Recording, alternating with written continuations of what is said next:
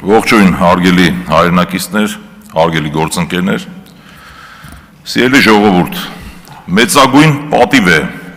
եռապատերազմի մեր երկրին պետական պարտքը 8 միլիարդ դոլարով ավելացրած, երկիրը ձախողած կուսակցության կողմից արժանանալ բացասական վերաբերմունքի։ Տիկին Մանուկյան, այս առումով, այո, իմ ռեյտինգը ձեզանից բարձր է։ Մեծամտությամբ չեմ տառապում, մնացած բոլոր առումներով ես որևէ մեկից առավել չեմ։ Սա էս մասով։ Ինչ վերաբերում է fake թեզերին։ Այստեղ հնչում է միտք, որ իբրև թե մենք fake թեզերով ենք հանդես գալիս, իբրև թե տեխնոլոգիա ենք կիրառում, պետական պարտքից ենք խոսում։ Սիրելի ժողովուրդ, քաղաքացիական պայմանագիր խմբակցությունը, կուսակցությունը ունի այսպես մի բառակույտ, որով փորձում են ազդել մարդկանց ենթագիտակցության վրա, մասնավորապես թալան, կոռուպցիա, մարտի 1, նախկիններ, հանրապետականներ եւ ակամայից հիշեցի հայտնի անեկդոտը։ Դուք իսկապես ուրիշ հերոսի անուն չգիտեք։ Ես կարծում եմ մեր ժողովրդի բանականությանը մեծ վիրավորանք է այդ թեզերը անverջ անդադար շարունակելը։ Ես չեմ ցանկանում սևեռվել իմ անձի վրա, բայց այնուամենայնիվ կարծում եմ մի քանի մտքերի պետք է անդրադառնամ։ Մասնավորապես, Տիկին Վարդանյան, ես ձեզ առաջարկում եմ, ուսումնասիրելով ձեր կենսագրությունը, դուք բավական երկար ճանապարհ եք անցել եւ հարգում եմ նաեւ ձեր մասնագիտական փորձը, ձեր գիտելիքները։ Մի հատ հոդաբաշխ նախադասություն մտածեք, կողմնորոշվեք, ի վերջո ինձ ինչու եք մեղադրում։ Ասում եք Արչին Բրոկ։ Իմ կենսագրության մեջ ազգային ժողովի կայքում ամեն ինչ գրված է։ Արչին Բրոկ ՍՊ եղել է, այո, եղել է։ FH ՍՊ-ում աշխատել եմ, այո, աշխատել եմ։ 2019 թվականից հետո պետական պաշտոնյա եղել եմ, ոչ, չեմ եղել։ Կարող է օրինակ աշխատել մի կազմակերպությունում, որի անունը Պողոս Կիրակոս էր, կամ Պետրոս Պողոս, օրինակի համար կարող էր։ Ես անկեղծ չեմ հասկանում, ինչ եք դուք ուզում ասել, եթե խնդիրը, ենթատեքստը այն է, որ եղել է Շահերի բախում, կրկնում եմ մեկ անգամ եւս եւ մեկ ընդմիշտ, չի եղել Շահերի բախում։ Իմ պետական ծառայության ընթացքում չեմ զբաղվել մասնագիտական գործունեությամբ, սա չեմ ասում արդարանալու համար, որպես Հայաստանի ազգային ժողովի падգամավոր, ցանկանում եմ, որ մեր ժողովրդի մոտ որևէ մութ բան չմնա, որևէ հարց չառաջանա։ Մնացած մի քանի գործընկերների հարցերը խմբագրել եմ, մասնավորապես պարոն Վիլեն Գաբրելյանի, Մարիա Կարապետյանի, պարոն Սերգեյ Բագրատյանի։ Սկսեմ հերթով։ Երբ որ դուք անընդհատ ինձ հարց եք տալիս, թե ինչ է համակարգային կոռուպցիան, ես ենթատեքստը շատ լավ հասկանում եմ։ Սլակներն ուղղվում են Հայաստանի Հանրապետության պետական եկամուտների կոմիտե։ Հարգելի գործընկերներ, Հայաստանի Հանրապետության պետական եկամուտների կոմիտեի աշխատակազմի շուրջ 80%-ը մարդիկ են, որոնք աշխատում են Հայաստանի անկախացումից ի վեր։ Ձեր տրամաբանությամբ ստացվում է, որ բոլոր այդ մարդիկ պետք է կամ դիմում գրեն աշխատանքից ազատվեն, կամ բոլորը կոռուպցիոներ են, կամ բոլորը թալանչիներ են, ի վերջո դուք եք այս երկրի իշխող ուժը։ Իմ մոտ բնական հարց է առաջանում։ Եթե դուք ինչ-որ բան եք ակնարկում, բռնեք բոլոր թալանչիներին եւ երեկվա իմ միտքը կրկնում եմ, որևէ պաշտոնյա, որևէ անձ Հայաստանի Հանրապետությունում գոյություն չունի, ում շահերը ես փորձեմ պաշտպանել։ Մենք պատասխանատու ենք մեր անձերի համար, մեր քաղաքական ուժի համար։ Եթե խոսում եք, խոսեք հասցեական, կոնկրետ, ինչի նկատի ունեք, ինչում եք մեզ մեղադրում եւ կոչ կանեմ վերջ տալ այս կեղծ բառակույտերին։ Անցնեմ առաջ, ինչ վերաբերում է Տիկին Կարապետյան, աուդիտ եք իրականացրել, ես ցավում եմ, որ դուք աուդիտի մասին սահմանափակ պատկերացումներ ունեք, դրանում ամոթ բան չկա։ Գուցե ես էլ ասենք քվանտային ֆիզիկայից չեմ հասկանում։ Իմ գործառույթները սահմանափակվել են հետեւյալով. մենք ուսումնասիրություններ ենք իրականացրել եւ մաքսային օրենսդրության կատարելագործման ուղղված համապատասխան առաջարկներ ենք իրականացրել։ Այսինքն եղել են թերություններ, այդ թերությունները տարբեր բնույթի են եղել, եւ երբ որ դուք իմ գործունեությունը ուսումնասիրեք, տարբեր մարդիկ ծառայությունից ազատվել են, ծառայողական քննություններ են նշանակվել, այս կտա գործընթաց է եղել հենց դասական իմաստով։ Ես քննչական մարմնի կամ դատախազության ներկայացուցիչ չեմ եղել, որ մարդկանց բռնելը իմ ֆունկցիան լիներ։ Դա եղել է առանձնահատուկ գործառույթ ուղղված, կրկնում եմ, Հայաստանի Հանրապետության մաքսային օրենսդրության կատարելագործմանը։ Ինչ վերաբերում է Վրաստանի օրինակին,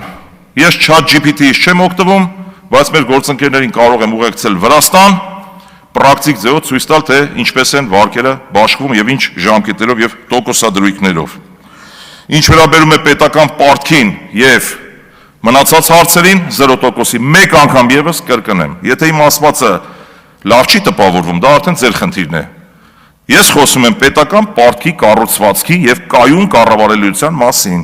Ես ասում եմ, որ մեր տնտեսությունը չունի համապատասխան որակ։ Հիմա Moody's-ը կգնահատի, Fitch-ը կգնահատի, վաղ այդ նույն կազմակերպությունները ճիշտ հակառակ գնահատականը կտան։ Եվ հարգելի ժողովուրդ, այս իշխանությունները շատ են խոսում իրենց չակերտավոր հաջողությունների մասին, ես ուզում եմ իրենց հականվաճումների մասին թվարկել։ Ինչ են արել վերջին 8 տարիներին։ Տեղական турքերը, ներառյալ կարմիր գծեր, շինթույլտվություններ ավելացել են մինչև 20 անգամ։ Գույքահարկի անարդար մեխանիզմ է ներդրվել Հայաստանի Հանրապետությունում, շուկայական արժեքին մոտարկված արժեքով է գնահատվում, որի արդյունքում գույքահարկը ավելացել է մինչև 500%։ Հենց իմ տան վրա կարող եմ օրինակը բերել։ Վճարում է 300,000 դրամ, հիմա վճարում եմ 5 անգամ ավել, 500% ավելացել է իմ տան գույքահարկը։ Եվ այդ անարդար մեխանիզմը այնքանով անարդար, որ իմ տան կողքը կա տուն, ֆասադը լավը չի, շուկայական արժեքը ավելի ցածր է եւ նա վճարում է ինձանից 4 անգամ պակաս։ Բայց երկուսից վճարած գումարն էլ պետք է գնա համայնքային բյուջե։ Հայուտ ջան, հիմա ինչ եմ շարունակում, անարդար մեխանիզմը եւ Հայաստանում դուք վատթարացրել եք մարդկանց կյանքը։ Շարունակեմ, աղբահանություն։ Եթե քաղաքացին նախկինում վճարում էր անձի հաշվարկով 200 դրամ, հիմա վճարում է քառակուսի մետրից, որն է սրատարամաբանությունը, սիրելի ժողովուրդ, թողնում եմ ձեր հայեցողությանը։ Եթե մարդը մենակ ապրում է 200 քառակուսի մետր տան մեջ, բնակարանում, ինչու պետք է 200 անգամ 13 դրամ վճարի աղբահանության գումար։ Ձեր իշխանության օրոք ավելացել է շրջանառության հարկը 100%-ով, 5%-ը դարձել է 10%, բարդացրել եք մարդկանց կյանքը։